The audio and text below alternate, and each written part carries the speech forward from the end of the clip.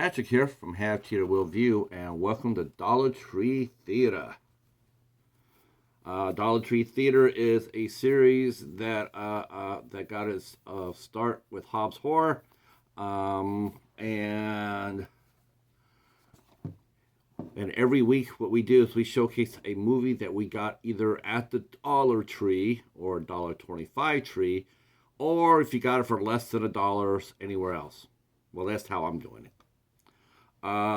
So I've been voting. I've been asking people to vote on movies that me and the Cheetah could watch. I put 2 movies up, and then I put the Cheetah's Choice. So that means we picked the movie. And Lord help you if you saw that we picked Hornet. I should tell you right there, you should not let me and the Cheetah pick. You never know what we might come up with. I noticed that Hornet only has 16 views, so I think it's safe to say that the horror community knows about the asylum and is going like, no. So anyway, I put up for this week. I put up Warlock, which is right here, and it won. I came close though. It was close. It was a close vote.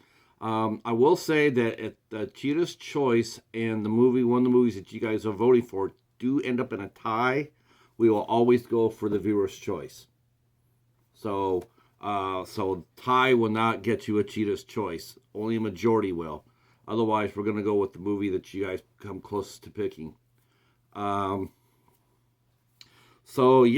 this is the movie that we're watching. 1989's Warlock. This was written and produced by Steve Miner, which coincidentally, or ironically, it happens to be the director that we will be talking about on our new series on the Midnight Society, Friday the 13th. We're going into a deeper dive. We got part 2 coming up on Sunday the 6th on my channel here. Me and Al Lucardi will be here. Al Lucard will be here with us, with me and him. We're co-piloting the ship. And so it was sort of funny when I picked this out. I didn't even realize that Steve Miner had done this movie until I sat down and looked at it. And then I'm going like, wow, that's a coincidence, right? So I actually saw this movie when it came out in the theater, but I have not seen it since. So this is like a fresh view, a fresh look for me. Man, I've forgotten how much I liked this movie. This movie was it was pretty damn charming. Definitely, I know Julian, it's a cool movie. I don't understand why everybody thought it came out sort of like a Terminator type of movie. I didn't get that at all. The story is the Warlock, he doesn't have a name, who's played by Julian Sands, is sentenced to die. And the witch hunter, so to speak, a gentleman named Redfern, who's played by Richard E. Grant, comes up to see him on his last day. And Redfern has more than your average interest in seeing the Warlock die. I will have to say that I was very happy that the Warlock escaped, because in the movie, they were going to hang him till dead. They're going to hang him till death, and then burn his body over a basket full of live cats. Now, you know damn well, sure, if me and the Cheetah were there, we were going to be on the Warlock side. Sorry, but that's how it's going to roll. Yeah, we would have taken all those sons of bitches out, witch hunters or not. That's right. Well, anyway, the Warlock does escape. He does a spell, and he manages to vanish. And Redfern comes up just in time to see him just about vanish, and he jumps into the spell, and he's also taken forward into time. So he gets taken to the present day, which would be in this case would be 1991 or 89. And so the Warlock then proceeds to hunt for a book called the Grimoire, the Dark Grimoire or whatnot. There's always some sort of book, grimoire, or talisman or something, right? Well, he's looking for that. He lands in He's helped though inadvertently by our friend Cassandra with a K, and her gay friend Chaz, and the Warlock kills Chaz, and he throws a spell on Cassandra, causing her to age.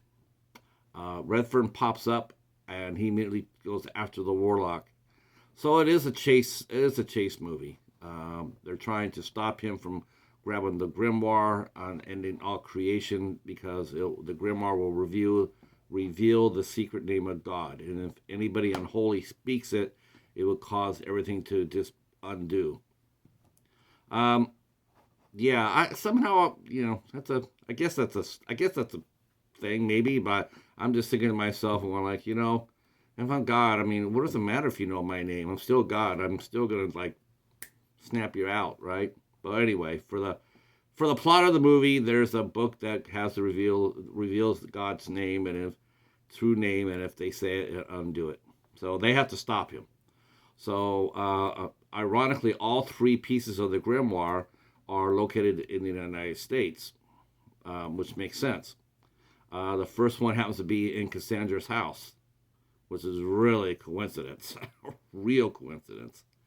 It happens to be in a piece of an heirloom that of Chaz's.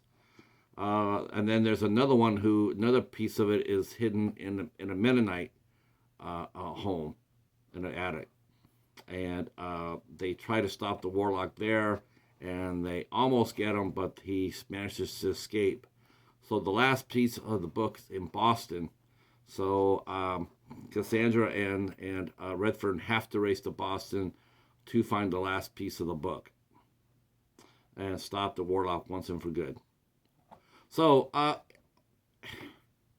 not really, like I said, not really like the Terminator. It's just like they're just trying to stop him from getting the book. I guess because the part about the Warlock going in time and landing in present day, and then Redfern following him. Yeah, but that's been done before. That was done before the Terminator. So no big thing there. Um, this is a really fun movie. I really liked it a lot. I thought it was really charming. I wish Julian Sands would have had a little bit more, a little bit more part to it. Richard E. Grant definitely stole the movie. Laurie Singer, who shot to fame in Footloose, she also was in this film as well. And she was very cute, very perky. And she was the perfect the girl in peril, but it turns into a badass at the end. It has some featured cast. There's a couple of names in here I should probably mention to you that were in here that were really cool to see. And one was Mary Warnoff. She had a real small part as a channeler, a fake channeler, but who ends up reaping what she sows. And then Brandon Call was in this. He plays a young boy who sadly gives the Warlock the power of flight. But Brandon Call, he got his start in Baywatch. He starred for, I think, 1 or 2 years playing Mitch Buchanan's son before they changed over to Jeremy Jackson. Or Jeremy Jackson? I don't know. I think so. Maybe. Anyway, so that was really fun. This movie was, like I said, it was written and produced by Steve Miner, who directed and produced Friday the 13th Part 2, and directed and produced Friday the 13th Part 3. This movie actually sat on the shelf for 2 years before it was released. Their film company was in trouble, and it was not able to release it. It had gotten released in Europe, but they didn't have enough money for it to over here. But when it did get released, it did okay. It became a cult favorite. I did not know this, but there was 2 other movies in the series, in the franchise. There was one called Warlock Armageddon that starred Julian Sands, and then the third one was let's see, where's the third one? Let's see. Well, and the third one played without any connections to the first 2, other than the name. So Good music by Jerry Goldsmith, who's very well known for his scores. Um, so yeah, I really like this. This is an old copy. This is from early Lionsgate releasing. So it's an old copy of this DVD. So there's no features really on it, just filmographies, um, and there's no really extras to speak of. I mean, you can tell this movie's been out for a while. I will say that whoever had it took really good care of it. I appreciate that. As you can see, it still has this Lionsgate catalog right here in good shape. So yeah, I would recommend Warlock. In fact, I will be trying to find the other two. The other two movies, I'm sure they're long out of print, so I'm sure they'll be cost. You know, if I do find them, they're gonna cost me. Someone had mentioned, I think Casey or Bones mentioned to me that they could be in a Vestron collection. So I will take a look for that, and if I find it, I will come back and maybe we'll revisit this on the Midnight Society sometime soon. Definitely worth a deeper dive. It's a fun movie. All right, so that's Dollar Tree Theater for now. The new poll is up. The new poll is up, by the way. So you have a choice of watching. We have a choice of voting for Incarnate with Aaron Eckhart, which, and in honor of our good friend Hobbs Horror, I picked out Pumpkins. So, if you want to vote for Pumpkins, you can vote for Pumpkins. It's in my community tab. Or if you want to vote for Aaron Eckhart in Incarnate, you can vote for that too. Right now, it looks to be Pumpkins is leading. Pumpkins is leading the poll so far. So voting will end Monday night. Monday night it will end, and then I'll put up a fresh pair. Yeah. So there you go, kids. Okay. Well, thanks so much for watching. We will be talking to you tomorrow night for the Midnight Society right here. Well, actually, this will be past that. So we'll be on Al's channel on the 13th. So that's what I should say. We'll be watching Friday the 13th, Part 3 on Al's channel on March 13th. All right. We'll talk at you soon. Peace.